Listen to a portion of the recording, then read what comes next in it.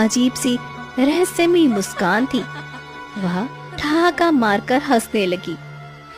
मुझे पता था कि तुम यहाँ जरूर आओगे राजा अशोक, लेकिन तुम यह नहीं जानते थे कि यहाँ आने का मतलब क्या है। अब तुम यहाँ से कभी भी जिंदा नहीं जा सकोगे। तुम कौन हो? अगले ही पल सुकन्या का चेहरा विकृत होने लगा।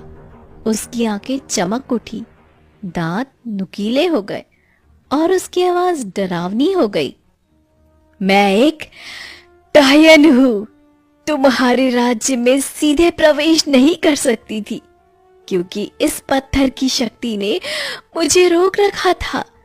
लेकिन जैसे ही मैं तुम्हारे महल में पहुंची, मैंने तुम्हें धोखा देकर इस पत्थर को अपने कब्जे में कर लिया। अब मैं तुम्हारे राज्य को धीरे धीरे नष्ट करूंगी।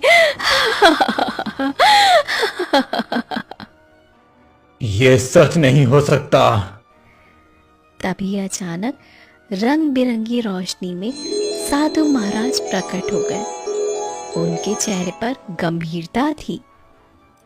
पापिनी, तूने पत्थर को चुराया नहीं, बल्कि अपने अंत को बुलाया है।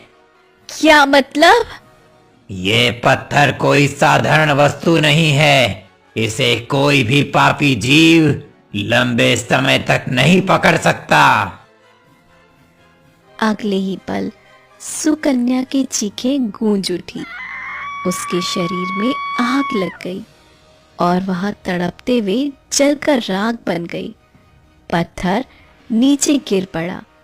साधु महाराज ने वह पत्थर उठाकर राजा अशोक को सौंप दिया। इस पत्थर की रक्षा करो अशोक, और याद रखना, जंगल में किसी भी अजनबी पर भरोसा मत करना। आपकी आज्ञा साधु महाराज। बरसों पहले जब मैंने ये पत्थर तुम्हें सौंपा था, तभी से मैं इस डायन की तलाश में था। जब मैंने पहली बार तुम्हें देखा तो तुम्हारी अच्छाई से प्रभावित हुआ और तुम्हें इस पत्थर का संरक्षक बनाया। इस पत्थर के कारण ही तुम केशव नगर के राजा बने। ये पत्थर जब तक महल में सुरक्षित था, तब तक इसके चारों ओर एक शक्तिशाली सुरक्षा घेरा बना रहा, जिससे कोई भी दुष्ट शक्ति राज्य में प्रवेश नहीं कर सकी। लेकिन जब सुकन्या डायन ने तुम्हारे शरीर का जहर निकाला, तो उसने तुम्हारे शरीर का थोड़ा सा खून भी पी लिया। वो तुमसे जुड़ गई और तुम स्वयं उसे अपने हाथों से लेकर अपने राज्य की सीमा के अंदर प्रवेश कर गए और महल तक ले गए।